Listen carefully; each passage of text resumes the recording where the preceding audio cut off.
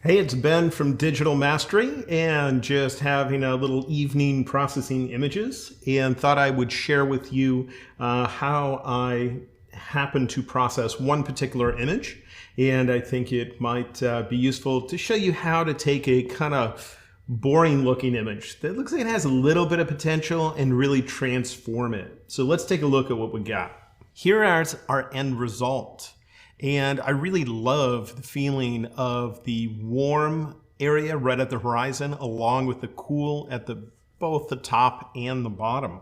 But that's not what I started with. Let's take a look at what I ended up capturing here. First off, this is in Cassis, France. And we were visiting in general, teaching on a cruise ship and taking pictures around town. And then at the end of the day was time to get back on the ship and head back to sea.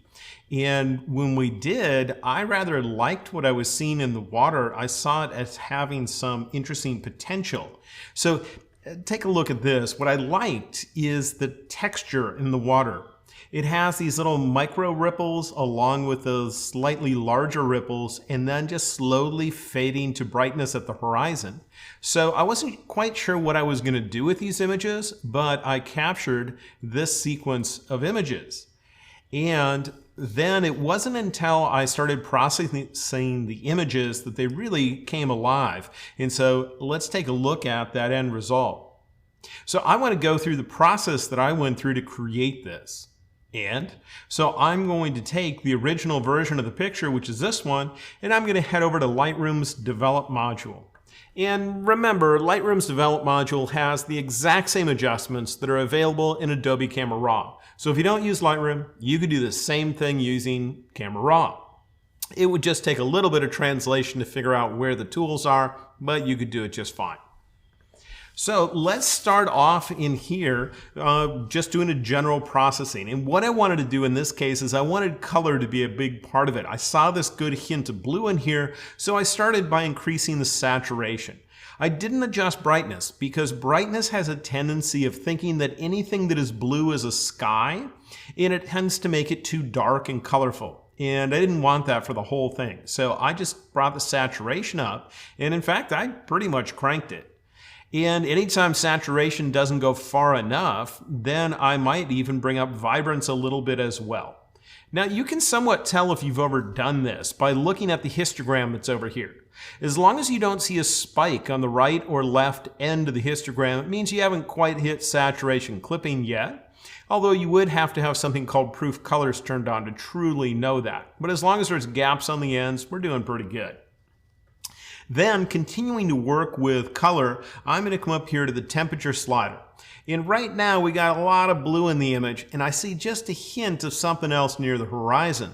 So I'm going to push this away from blue and see what we end up getting. And as I push it away, then I start to see some color at the horizon. And I'm really liking what I get when I push it way over to the right.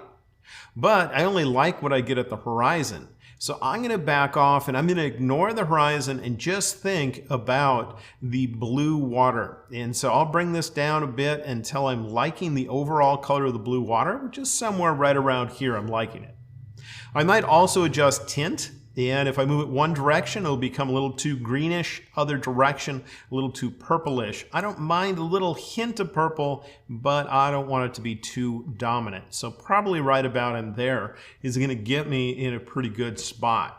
Then the next thing I'm going to do is I'm going to work with a color profile that's here because that determines the overall color interpretation it's going to get. And once I have the colors anywhere near where I want them, I'll come in here and start working with these.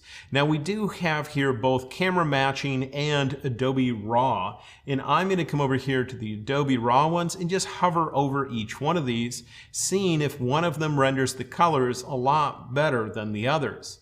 And when it comes to something like this where I want the colors to pop out, I'm going to set it to Adobe Vivid.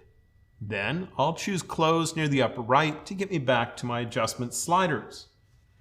Now at this point, I want to bring out the texture that's down in here, and there are two sliders I'm going to use to do that. The first one is Texture, and Texture should work with the tiny little ripples that are down in here. And so if I come down here to Texture and bring it up a little bit, you'll see those wrinkles get a little bit exaggerated. And so I'm going to bring that up just a little bit. Then, if I want to exaggerate the larger ripples that are here, that's usually going to be done with clarity, and I don't usually need to be zoomed in to see that.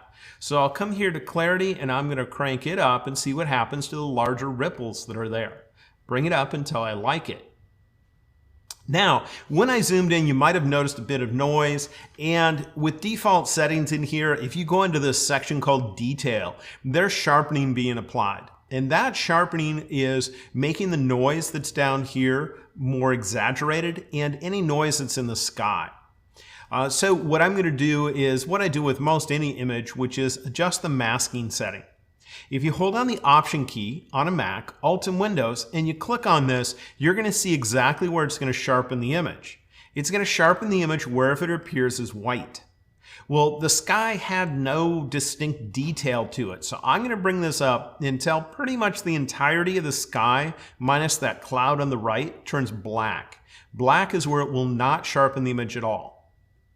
Then, if I notice noise down in here, I could bring up this luminance slider a bit, but I'm not worried about it in this particular case because I think it's really going to be color that's going to be on stage, and you wouldn't even notice if there was a good amount of noise in here.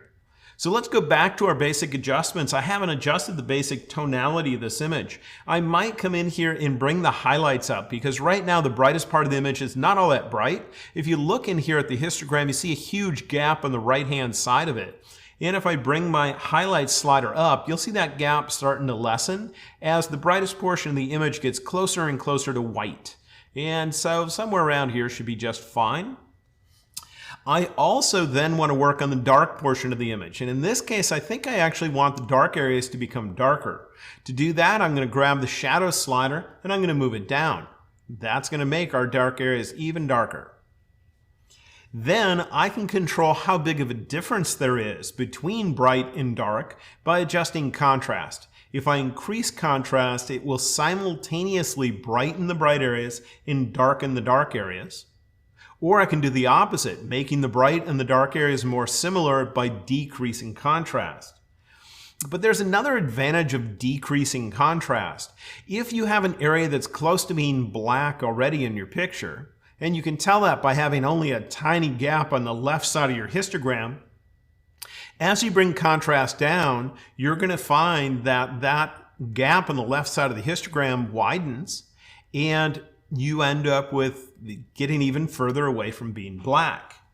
Well, I like having black in almost every single image I process. Otherwise, it's going to look dull. Fine if you want something to look hazy, but I don't want this to look all that hazy. So I'm going to come down here to Dehaze. And Dehaze concentrates on the darkest areas of your picture. It's going to push them closer and closer to black. But as they near black, it will stop working on the darkest area and it will work on an area a little bit brighter. So I'm going to bring this up and watch what it ends up doing to my shadows. I'll crank it up quite a bit, and I can get away with bringing it up much higher than usual as long as I have my contrast turned down. Now you see that the dark portion of the image looks really dark, and up here I can tell that my histogram goes all the way to the left. Then I could adjust some of the other tonality that's in here. If you look, there's a huge gap on the right side of the histogram. If you want to control how big that gap is, you can adjust the white slider. That controls the brightest area of your picture. Watch the histogram as I pull this to the right. Do you see how it just kind of starts to eliminate that? Well, that's going to make the brightest part of the image even brighter. So I'll just glance at the horizon, because that's the brightest part of the image, and I'll bring this up until I'm liking how bright it is. Now I plan to bring some color in there, so I'm not going to bring that all the way to white. I want some density to it. Then I'm going to adjust my blacks. As kind of a finishing adjustment, I almost always come down here and hold down the Shift key, and I double click on, I should say, the black slider. And that's going to figure out what direction to move it to ensure you have a small area of black within your picture so your image does not look dull. So then at this point, let's add some color to our horizon because we got the overall processing looking pretty good. So now up here we have three tools, the three on the right, that are going to allow us to paint an adjustment into our image. I'm going to choose the graduated filter.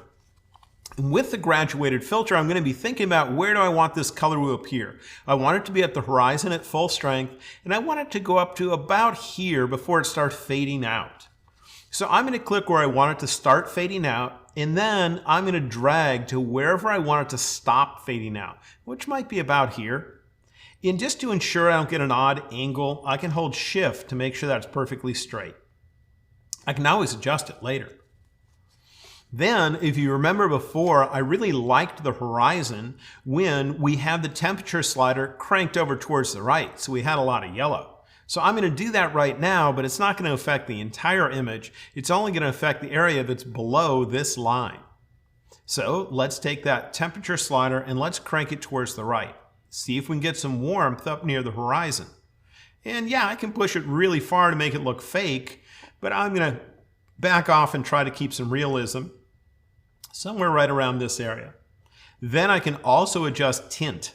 I can push it towards green, or I can push it towards magenta. And somewhere in there will be just the right amount, and I'm thinking somewhere right around here. Just get a littlest hint right in that transition especially. Now if you remember, we applied clarity and we applied texture down here at the bottom of the picture, and that brought out the detail in the ripples. Well, I might not want that to be applying up here. So I can come over here right now, and I'm going to take clarity and just bring it down a bit so it doesn't exaggerate the waves that are in that area quite as much. I can also adjust the other sliders. I don't know, let's just try contrast, see what happens. Ooh, I like that. Bring up contrast a bit, and I really like what it did to that area. Then the only problem here is this bottom portion of the image really has lost its blueness. So all I'm going to do is there's a choice over here called brush, and that means I can take away from or add to this adjustment using a brush. And down here at the bottom, I'm going to choose erase, and I'm going to get a really nice soft edge brush. I'm going to turn off the setting called auto mask, and that's going to allow me to just paint here in the image. And all I'm going to do is paint down here at the bottom to say take this away from this area, because I want that area to have the original nice blue. And when I do this, let me actually choose undo. I want it to kind of dip down with that yellowness in the horizon in the middle. So I'll start maybe over here on the right, and then I'll work my way downward like this, and then back up towards the horizon, leaving an area in the middle. I can get a larger brush if I want, and I can take down the flow setting. Flow means how big of a change do I want to make with a single paint stroke. And if I come in here with a really feathered brush, I might take a little bit more to get a more gradual transition in here, so it doesn't look quite as much like I painted. And right about now, I'm starting to like the overall feeling at the bottom of the image. Then I can do additional adjustments. All I need to do is up here, maybe I grab the adjustment brush itself. And I'm creating a new adjustment because I haven't used that tool before. And I'm going to come in here and just create a big brush with a soft edge on it. And right now, these sliders are all zeroed out. So when I paint on the image, I'm not really going to see anything happening. But now I can adjust this, and maybe I bring up the shadows to bring a little bit of detail at the bottom. Maybe I adjust my saturation. Maybe it's just a little bit too colorful there. And I could choose new once again. And maybe up here at the top I want to make an adjustment. So I paint across the top of the image like that, and then decide what I'd like. Would I like to adjust the white balance in that area? Would I like to make it more or less colorful? Maybe just a little bit less colorful. Whatever I'd like to do. But by using a combination of the graduated filter and the adjustment brush, I can fine-tune this in all sorts of different areas. Now, if you want to see the way this looked when I first processed it, and I probably spent a little bit of extra time when I did, I created a snapshot after processing the image, and I'll click on that right now. And the main difference is the end result was a bit brighter. And if I get out of my adjustment brush, a good portion of that is I adjust the exposure. And I brought it up to plus 35, whereas I didn't adjust the exposure at all when I just processed this image right now. But if I come in here to the graduated filter, and with that there's a little on-off switch down here at the bottom. If I turn it off, you'll see that's what's adding the majority of the color that's on the horizon. And the only other difference there was is when I wasn't in that graduated, is I was just a little bit more careful with where I moved those sliders around. So there you have it. You have an idea of how I took an image that I thought had potential. I liked something about it. I was compelled to take it. But in camera, in just standing in front of me in the scene, it only had potential. It didn't really feel like it was going to be a finished image, and I only interpreted it once I got into Lightroom. And that's where I really was able to make the image sing. And it has to do with being able to isolate various areas of your image so you can put that color right where you want it. I'm Ben Wilmore from Digital Mastery, and if you want to learn a boatload more about Photoshop and Lightroom, also check out my website. I have a special one at mastersacademy.com where you can find over 200 hours of me teaching Photoshop, Lightroom, and photography. I'll see you next time.